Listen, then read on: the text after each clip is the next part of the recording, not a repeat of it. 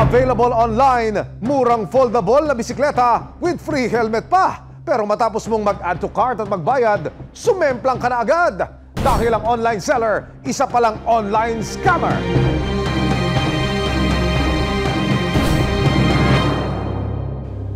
Para makatipid, naisipan ni J-Rom na maghanap ng mga murang bisikleta online hanggang sa ma-browse niya ang isang post na nagbebenta ng foldable bike sa halagang 1,700 pesos lang.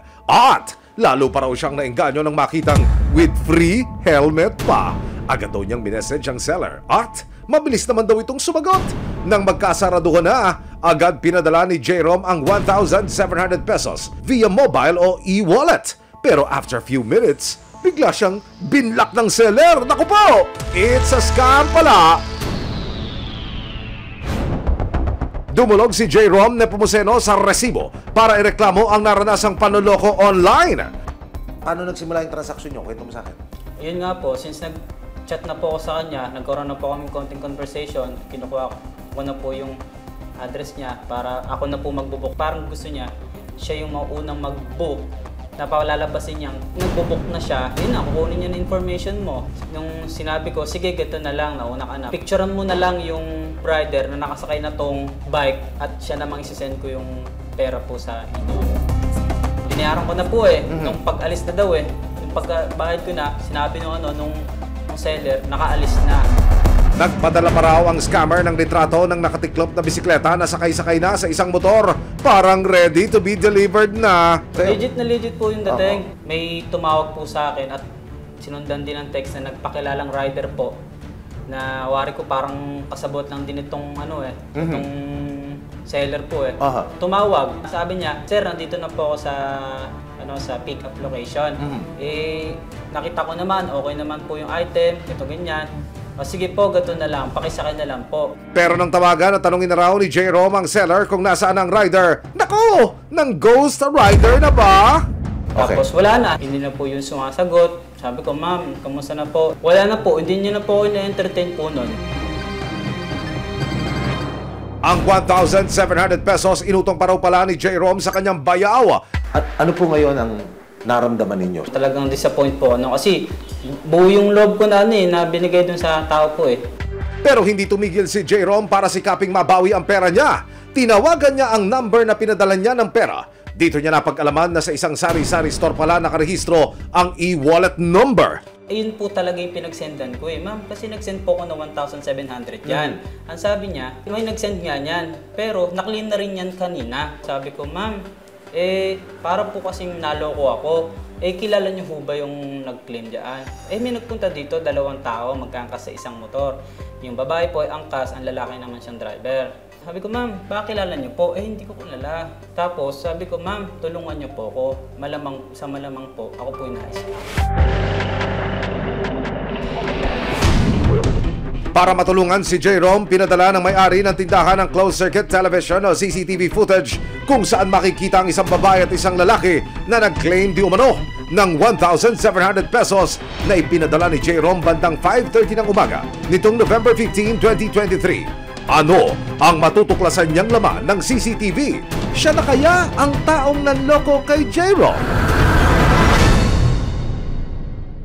Bumili si J-Rom ng isang foldable bike online sa halagang 1,700 pesos. Pero ang seller, isa palang scammer.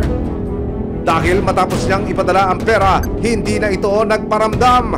Jay, may dala kang mga resibo, yung pruweba ng iyong reklamo. Opo, hindi. Ito yung gulong. Opo. Ito yung rider, naka-helmet pa. Opo. Sabi ko, picturean mo yung rider na nakasakay na. Siya namang isisend yung pera.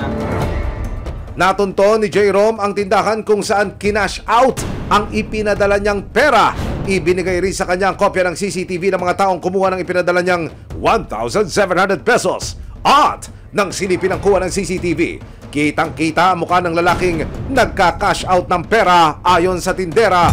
Gamit daw ng mga ito ang reference number ng payment ni J-Rom. Kinuha ang pera bandang 5:30 ng umaga nitong November 15, 2023. Tinatanong ng may-ari ng tindahan o yung bantay po noon, sabi niya, anong pangalan mo? Hindi binibigay po. QR lang po talaga. Doon na po natapos yung transaction nila. Ito bang seller na ito, palagay mo, unang beses niya itong ginawa sa'yo? O meron na siya na biktima noon? Sa palagay ko po, hindi. Tama ang hinala mo, Jerome! Sa aming pagmamanman sa scammer na inireklamo ni Jerome, napag-alaman ng resibo na hindi lang si Jerome ang na-scam at nabudol ng seller ng bisikleta. Ang biktima nakapag-post pa sa social media ng kanyang naging karanasan sa parehong seller na nanloko kay Jerome.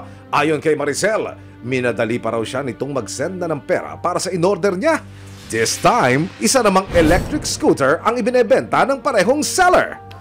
Yung bike ko na yun, bibili ko sana para sa anak ko na 5 years old. Inaapuran niya ako na mag-settle ng payment dahil marami daw nag-aabang para sa item na yon. Tulad ni Jerome, pinadalan din daw ng seller si Maricel ng larawan ng rider na magde-deliver ng electric scooter. Uy, always prepared, ha? May pinicturan po siya na nakakarga na sa motor yung item. Kaya naniwala naman sir ako na legit talaga siya. Kasi may kasabot pa siyang rider. Sumunod nagpadala na raw ng 2,200 pesos online si Maricel at pagkatapos, pinlock na siya ng scammer. 3 hours na, wala na. Nung tinracer namin pinapatrace, parang tindahan lang daw sir yun. Sa Imus naman siya nakalocate. Ang gusto ng mga naging biktima, mapanagot at matigil ang ginagawang panloloko ng online seller. Agad nakipag-ugnayan ang resibo sa National Bureau of Investigation o NBI. Kasama ang resibo, kinunan ng salaysay si Jerome tungkol sa naranasang pambubudol. I-turn over din niya ang mga hawak na resibo o ebidensya laban sa suspect. Kasama ang CCTV footage kung saan nakunan ng video ang mga sinasabing scammer. Nangako naman ng NBI na tututukan nila ang kaso para matigil na ang panloloko ng scammer. Tingnan natin kung yung item ba na binebenta is worth it ba para dun sa presyo. Kung may doubt tayo, you have to trust your instinct. Alamin natin kung sakali na magrereklamo tayo, alam ba natin yung lugar ng tao? Alam ba natin yung tunay na pangalan? Huwag tayong magbibigay ng advance payment. Ang isang risk diyan kahit cash on delivery o COD, kung nagkaroon ng defect, kanino tayo magrereklamo kung di natin alam yung mismong lugar niya? Hindi kami tumitigil na hanapin ang mga taong ito at mabigyan ng tamang leksyon. At ibibigay natin sa kanila ang tamang justice para dito sa mga victims. Ang susunod na step namin, alamin namin, tukuyin namin kung sino talaga yung taong gumagawa nito. Posibleng maharap sa kasong paglabag sa cybercrime law ang sinumang sangkot sa panloloko online. Para sa akin, masaya naman ako kasi sa tingin ko, isa akong pwede maging instrument kasi dito na matigil yung kalokohan na ginagawa ng mga katulad nila, mga yun nga yung scammer.